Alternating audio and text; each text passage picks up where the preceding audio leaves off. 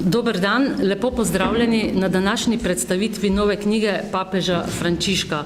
Pozdravljam današnja gosta, ljubljanskega pomožnega škofa in lahko rečemo prijatelja mladih, doktorja Antona Jamnika, ter Martina Nahtigala, odgovornega za narodno sodelovanje pri skupnosti katoliške mladine. Lepo pozdravljena. Lep pozdrav. V pričakovanju letošnje škofovske sinode o mladih z naslovom Mladi, vera in razločevanje poklicanosti, ki bo oktobra v Vatikanu, je med nami nov obširen intervju papeža Frančiška z naslovom Bog je mlad. Uradni datum izida te knjige je na Cvetno nedeljo, ko bomo v pripravi na mednarodno srečanje v Panami prihodnje leto po škofijah Vesoljne cerkve praznovali Svetovni dan mladih. Ob tem naj še povem, da bo tudi uradna predstavitev knjige šele danes popoldne v Vatikanu, mi smo jih za 3 ure prehiteli. Drugače pa knjiga od včeraj tudi že uradno v prodaji. Frančišek v tej knjigi v odkritem in zaupnem razgovoru ne nagovarja le vseh mladih, tako v cerkvi kot zunaj nje, ampak tudi odrasle, ki na kakršenkoli način sodelujejo pri vzgoji mladih v družinah, župnijah, škofijah, šolah in drugih ustanovah. Papež se brez dlake na jeziku loteva najpomembnejših vprašanj mladih, od najbolj osebnih in intimnih do najbolj družbenih. Tu se dotika tudi vprašanj mladih v politiki, zakaj jih ni v politiki, potem recimo mogoče to ni za naše okolje še toliko problematično o lepotnih operacijah med mladimi. Svoje odgovore ponazarja spomini iz lastne mladosti in jih pojasnjuje svetopisenskimi odlomki, teološkimi in drugimi komentarji. Pogovor je pripravil mlad novinar, publicist, rojen leta 1985, Tomas Leončini, ki je, mimo grede povem, pred kratkim zaslovel s knjigo Nati Liquidi, ki jo je zapisal v sodelovanju z nedavno preminulim sociologom Zigmundom Baumanom in bo letos išla pri naši založbi tudi v slovenskem prevodu, bo na voljo. Pa bi zdaj najprej, gospod Jamnik, dala besedo vam. Če samo povzamem, najpomembnejše sporočilo knjige je, da lahko samo z gradnjo mostov med starimi in mladimi uresničimo revolucijo ljubeznivosti, ki smo je vsi tako potrebni. Vi ste bili skupaj s slovenskimi škofi pred kratkim v Vatikanu, bili ste tudi pri papežu, ste se dotaknili tudi vprašanja odnosa do mladih. Tako je, lepo zdrav vsem skupaj, Manici Ferenc, potem družini, čestitam, da je slovenski prevod praktično izšel pred oziroma predstavitev je pred tem, ko je v Vatikanu. Glejte, 3 stvari, torej zahvala, čestitke. Včeraj smo brali lahko tudi zelo zanimiv uvodnik, prvo stran Špela Pucelj, ki je sedaj v Rimu kot predstavnica Slovenije na svetovnem srečanju mladih in predsinodalnem srečanju.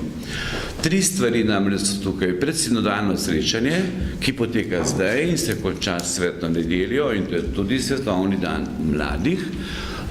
Tukaj ne boj se Marija, našla si milost pri Bogu, je temeljno sporočilo tega dneva oziroma srečanja, poslanice, ki je papež tudi posebej napisal za to priložnost. Potem je jeseni sinoda o mladih, udeležili se bomo predstavniki škofovskih konferenc. To je izredno pomembno srečanje, namreč lani 2-3 leta je govora o tem. Sinoda želi, da se mladim prisluhne, zato je predsinodalno srečanje že zdaj. To je zelo zanimivo.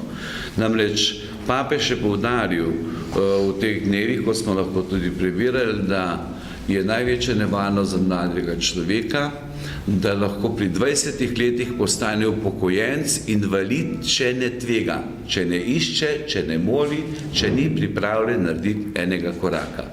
Najhujši so mladi starci. Zato papež pravi, mlade je treba poslušati, potrebno je posluhniti njihovim načrtom, tveganjem, prizadevanjem. Cerkev mora biti večno mlada in tudi naslov knjige Bog je mlad nam o tem govori. Bog ni neka zatohla monada, dogmatistična, nekje daleč od vsega skupaj, ampak je Bog bližine.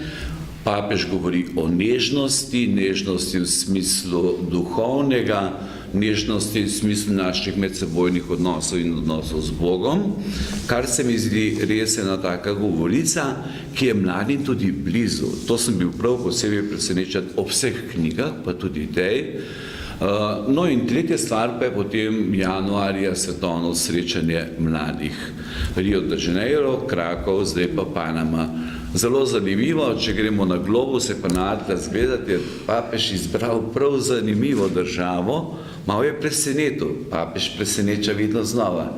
Če gledate na zemljevid, imate Severno Ameriko, potem imate Mehiko, potem dol, Panama pa meji na Kolumbijo in je glih tista vez med Severno in Južno Ameriko. Tudi geografska pozicija pa stanje v Panami, kakršno je velika simbolika, zakaj je ravno tak kraj izbral.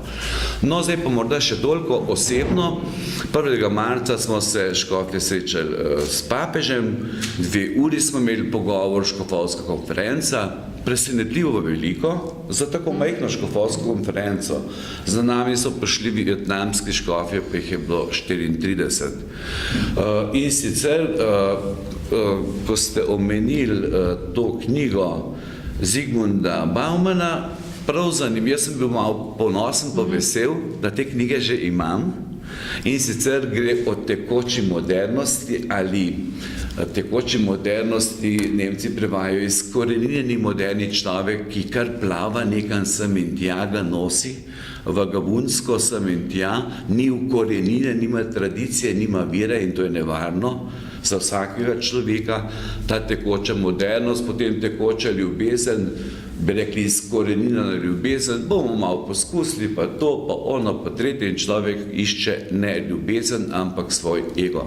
No, in sem potem, ko smo se srečali, papež je seveda nas zopet presenetil, smo malo pričakovali, zato smo se en večer pripravili in sicer nadškof Zore kot predsednik škofovske konference ima 4 strani teksta, ker so rekli približno toliko ne bo, da se predstavi bistvene točke. Potem pa zame iz tukaj ven tole, pa reče papež, veste kaj, gospod Nadškof, kar tole pospravite, da bomo rajš se pogovarjali. In je bilo neverjetno lepo prositi tajnika škofovske konference, Tadeja Strehovca, a bi vi lahko vodili pogovor. Ker je bil najmlajši, ne? Ja, ker je bil Tadej Strehovc je to odlično izpeljal, rekel, ja, zdaj se pripravljamo, veliko je mladih in moja točka, ko smo se dogovorili prej, so bili mladi, no in je rekel, mladina Sloveniji vem, da je še zdrava, močna, verna, ampak kljub temu smo poslani, da jih 3 stvari se mi zdi, so bile zelo ključne. Mlade je treba poslušati, od njih se lahko naučimo jih, da bodo iz ugodja in udobnosti prešli v tveganje in tak človek lahko marsikaj na tem svetu naredi. Potem pa so rekel sveti oče, je tudi vedel, da imamo že delegatko, še imena ni vedel, tudi jaz na takrat, da je Špela Pucelj na predsinodalnem srečanju, potem je nas povabil, da pripravimo pripombe in svoje vprašanja in predloge za sinodo in potem je rekel, glejte, da pridete tudi v Panamo, naj mladi kar šparajo, pa strici, pa tete, pa starši, pa še kdo drug nekaj da. Veliko bo lepega na tem svetovnem srečanju mladih, namreč doživetje katoliške cerkve v smislu vesoljne cerkve. In zdi se mi, da je ta vidik, jaz sem se osebno čutil prav počaščenega, ker je bila potem ta točka prva na vrsti, ampak nihče ne pričakoval, jaz mislim, da bo tam marsikaj drugega, na koncu pa še morda to. Ampak je začel z mladino. Od mladih se lahko veliko naučimo, cerkev je mlada, lahko smo brali tudi v poslanici, ki je zapisal za Cvetno nedeljo in sicer Benediktovo pravilo, če ne prisluhnemo mladim, se cerkev, Bog in ljudje vsi postaramo in postanemo neka betežna ustanova. In Bog je mlad, pomeni, vedno znova se nam odkriva o skrivnostih, Svetem pismu, znamenjih, prijateljih. Tu se mi zdi še posebej zanimivo, kako papež nagovarja tudi druga verstva. Recimo zdaj posebej se srečal s taoisti iz Tajvana, potem nagovarjati tudi tiste, ki se imajo ne pripadajo neki uradni religiji, strukturi cerkvi ali kakšni drugi ustanovi. Namreč papež je trdno prepričan, da ko mladih je toliko lepega, dobrega, poslušajmo jih, od njih se lahko veliko naučimo, pa tudi mi pomladimo. In ta 1. marec mi bo ostal za večno v spominu, namreč zaradi tega, ker je bil pogovor izredno prisrčen in prav mladi so bila prva tema in smo veliko časa temu posvetili.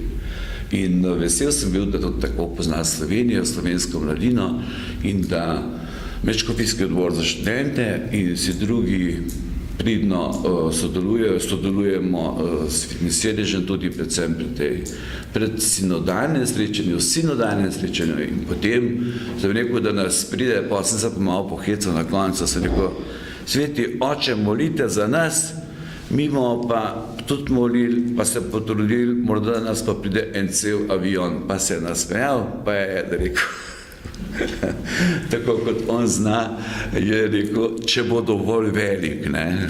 Tako da se zna pohecati. Prisrčno je bilo in tudi ta knjiga v tem smislu je res. Hvala, ker ste delili z nami ta osebni vidik, ker ni bil tudi tako v javnosti. Me pa vendarle zanima, mladi in cerkev, vemo pa, da ni vse tako idealno. Ja, eno so srečanja v Panami, Krakovu, tudi naša srečanja v Stični. Kaj pa ta vsak dan, kje pa so mladi v slovenski cerkvi vsak dan, kje se vi škofi z njimi pomlajujete? Srečanje je veliko, poleg teh rednih, ko so Birme, z Birmanci, tam se zelo veliko naučimo.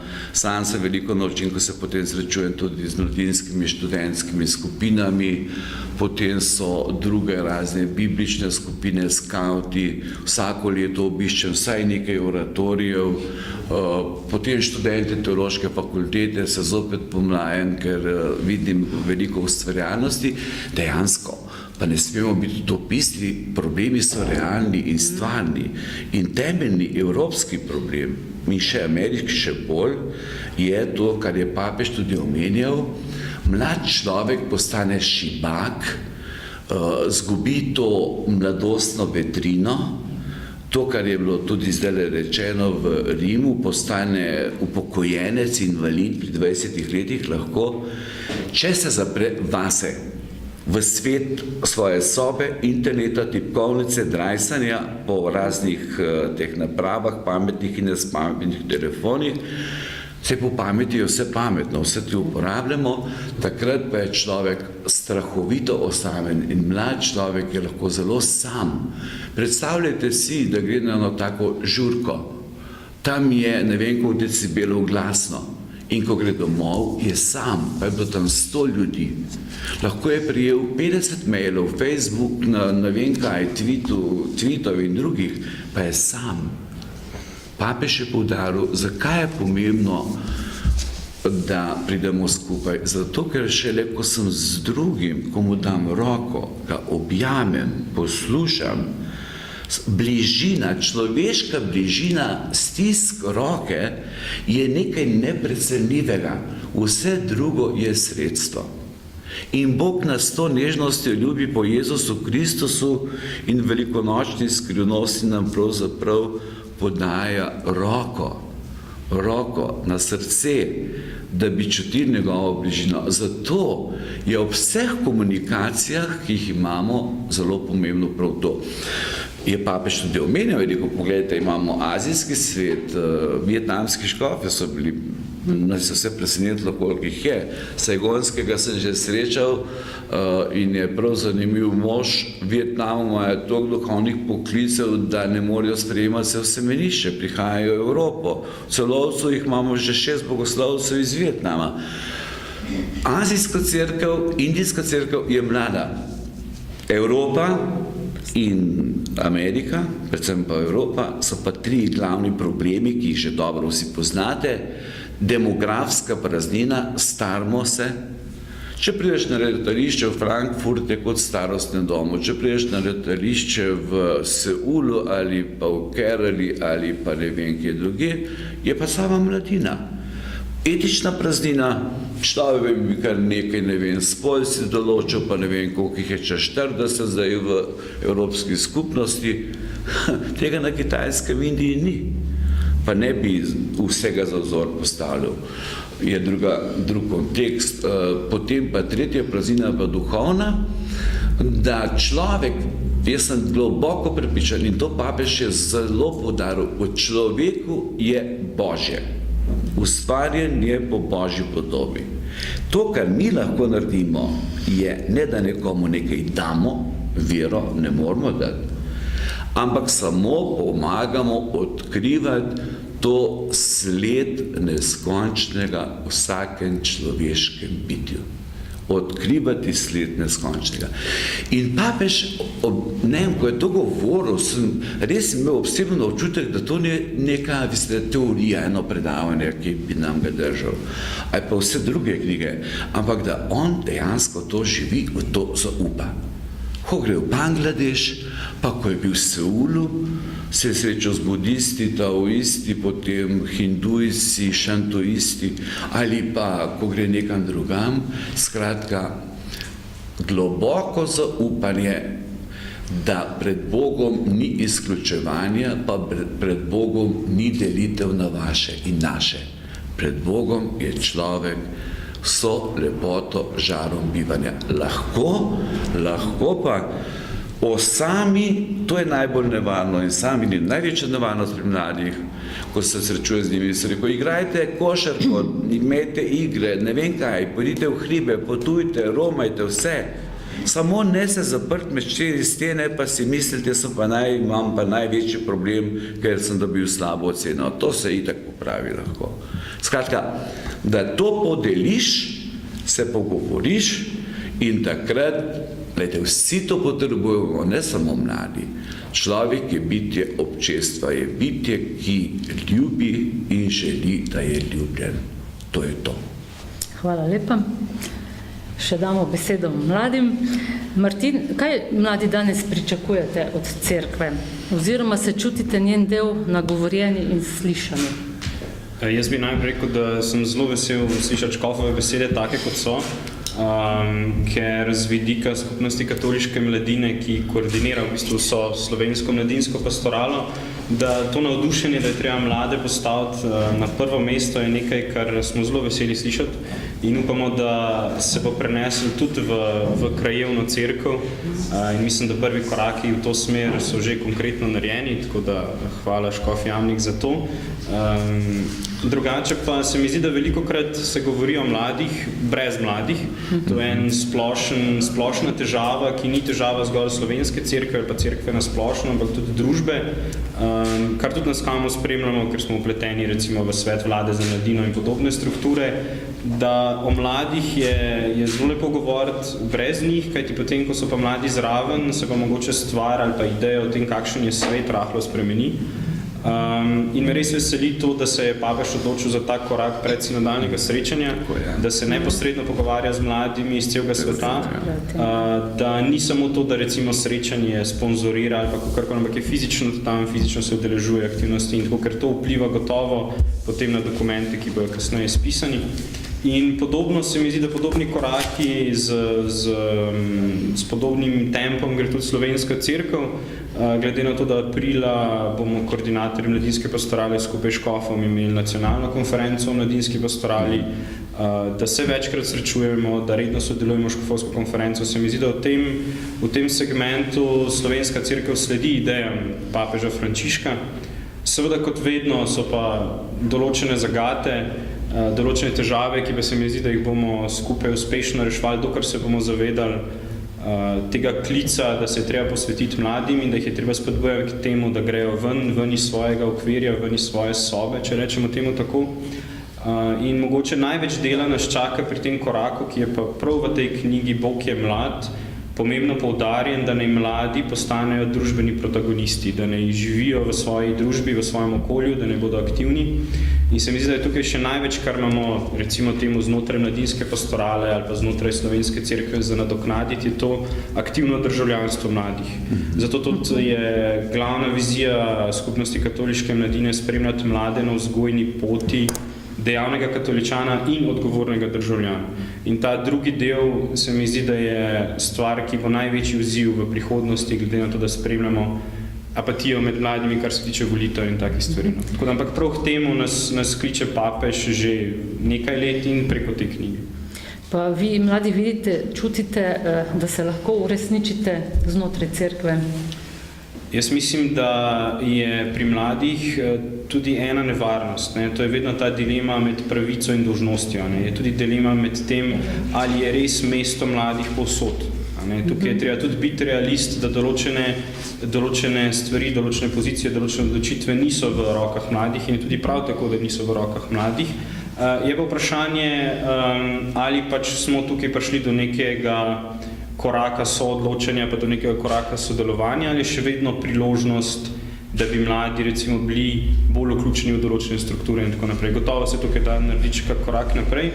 Hkrati je pa treba imeti tudi to odgovornost, ki jo poskušamo tudi znotraj Skama graditi, da je neko jasno in uravnoteženo razmerje med pravicami in dolžnostmi mladih. Morda hvala lepa, Martin, za to misel. Mislim, da na tej ravni, jaz sem izjemno vesel, duhovnik je odgovoren na slovenski ravni, potem so pa še po škofijah, zdaj je v Ljubljani oziroma za škofovsko konferenco na novo Matevž Mehle, ker je to nečesen postal direktor škofovih zavodov. Namreč, ko smo tudi imeli poslavljanje pa umestitev novega, mi je bilo izjemno všeč ta ekipa mladih. Sem prepričan, da Medškofijski odbor za mladino tako odlično teče prav zaradi vas. In vesel sem, veste, če mi v Rimu povedo, dobili smo prijavo na kongregaciji za laike, družino in mlade. Ja, saj ste prijavljeni, sodelujete, teh smo dobili. Jaz sem bil prav ponosen. Skratka, in to ste vi poslali. Se pravi, in to se mi zdi, na tej ravni sem zelo hvaležen, ker če bi jaz moral to samo ponavljati,